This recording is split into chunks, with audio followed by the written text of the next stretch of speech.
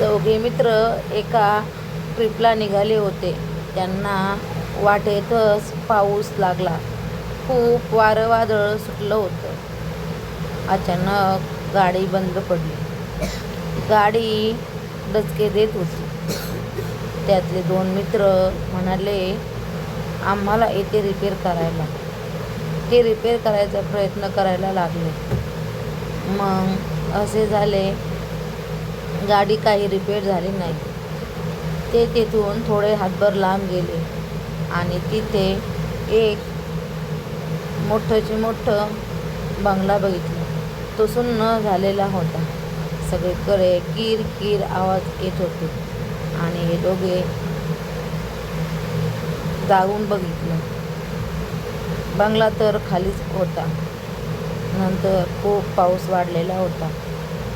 त्यानंतर चौघेही त्या बंगल्यात जाऊ लागले, कारण त्यांना रात्र कशीबशी काढायची होती, कारण ते जंगलातच अडकले होते.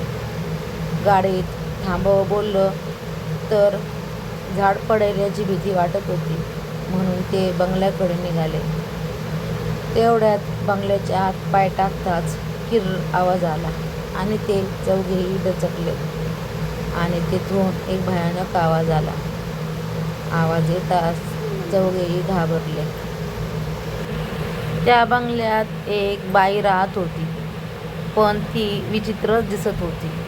केस विस्कटलेले होते, डोळे लालसर झालेले होते.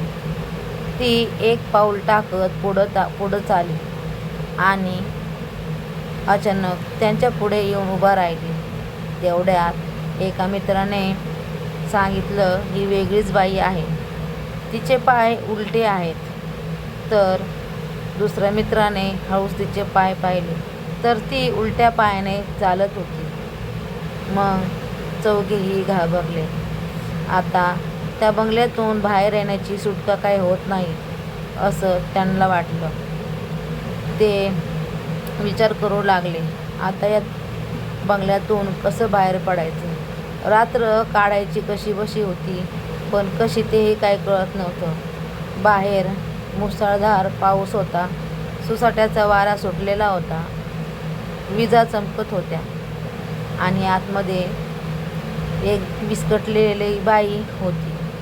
ती खूपच भयंकर होती. कधी दिसत होती तर कधी गायब होत होती. ती बोलत होती, माझ्या मागे या. आम्ही चौघं खूपच घाबरलो होतो, कारण आम्ही पुढे जाऊ शकत नव्हतो, कारण आम्हाला माहीत होतं की कोणी बाई नाही, तो आत्मा आहे. पण ती इथं कशी आहे हे काही माहीतच नव्हतं. सगळ्या भिंतींवर विचित्र चित्रे काढलेली होती. ती चित्रे बघताच आम्ही घाबरलो. आम्ही कसंबसं तिथून निघण्याचा प्रयत्न करत होतो, पण आम्ही बाहेरच निघत नव्हतो. आम्ही पूर्ण बंगला फिरलो. बाहेर यायचे भरपूर रस्ते होते, पण ते रस्ते काही बाहेर येऊ देत नव्हते. आम्ही आता काय करायचं या भ्रमातच पडलो. आता इथून कशी सुटका होणार याचं ते विचार करत होते. विचित्र आवाज येत होते. खूपच भयंकर ती रात्र होती. कशीबशी सकाळ झाली आणि आम्ही कसेबसे बाहेर आलो आणि आम्ही सुटकेचा श्वास घेतला.